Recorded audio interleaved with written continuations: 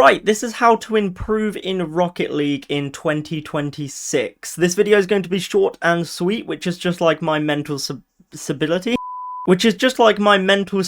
After playing 2 games of Ranked. I'm going to break this video down into 5 simple steps. I can't promise you will improve your rank in like a day, but I can promise absolutely nothing. I'm a GC2 Rocket League player, I'm no wizard or anything, ain't no Harry Potter. This is step 1, improve your settings and controls. I'm sure you've heard this like a million times before, but I have now on my screen my controls and settings. In my opinion, these are great settings to improve, and I would change them to something similar to this in the future. If you're looking for settings which may suit you better, look at pro player settings. I copied Daniel's settings, for example, and what they use, but make sure it's what you're comfortable with. You obviously don't want to use settings where you feel bad in them. Just make sure that you're using settings that you enjoy and that make you feel better as a player. Step 2.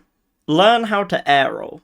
Learning to directional air roll is just the most important thing for improving essential mechanics like speed flipping and hitting the ball at difficult angles, and these days you need to be able to air dribble and catch the ball if you want to improve your rank quite quickly, as everyone's just ridiculously mechanical these days. You need to learn to do this. The way I did this was air rolling every time I went in the air. I mean, I know that's probably not a traditional way of how to learn it. Eventually your brain will understand what to do and you'll get used to the car moving in that way you want. Make sure you have either air roll left or air roll right bound as a button and just keep practicing. I'd recommend only using one of these, as I only use air roll left, for example.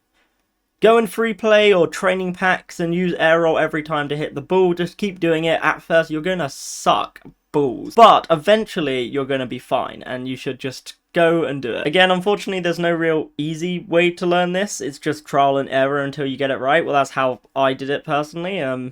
If you want to follow that, you can. I don't care. Step 3. Learn to shoot from any angle. Shooting is obviously the most important aspect of the game. You don't need to be the most mechanical player in the world, but you do need to be able to shoot your shot, which is also my Year 8 teacher's philosophy, who evidently got fired. Anyway, I would recommend training shooting using different training packs and looking at different pro players and how they play, or just looking at a high-ranked player. I would say myself, but I'm just so humble I'm not going to, but yeah, watch my gameplay, please. If you copy how pro players move their car and how they hit the angles they do, you'll learn this for yourself. It's just more of watching what they do and trying to replicate it. Eventually you'll think, oh, this angle I can hit, and you'll move your car in a particular way. I usually air roll left when I'm going to shoot, and that helps me get a better angle.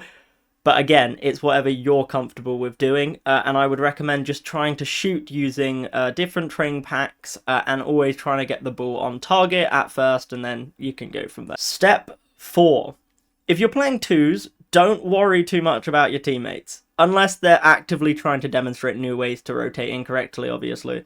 Focus on your own gameplay and what you can improve next game, because most losses come from self-inflicted decisions rather than bad teammates. I know it's painful to hear, but it is true. I would always recommend playing behind your teammate. Rotate properly and avoid double commits. Ideally, at least one of you should have the self-control to not both go for the ball at the same time, like, you know what I'm saying? If you focus on positioning and clean rotations, you'll start winning more games, or at least losing in a way that makes you look like you knew what you were doing. And step 5. Know when to stop playing. If you're getting annoyed or losing like 5 or more games in a row, it's okay to put your controller down rather than through a wall. I have experience in that, it's okay. Have a break, do something else and come back later. If you aren't having fun and are getting annoyed, you're gonna make dumb decisions, which will lead to you losing more. Like with alcohol, where the more the merrier, in this game you should know your limits. That was obviously a joke. Anyway, that's the end of this video. Please subscribe, and if you want to check out some other of my content, watch my shorts gameplay, please. And yeah, please subscribe. I'm begging, please.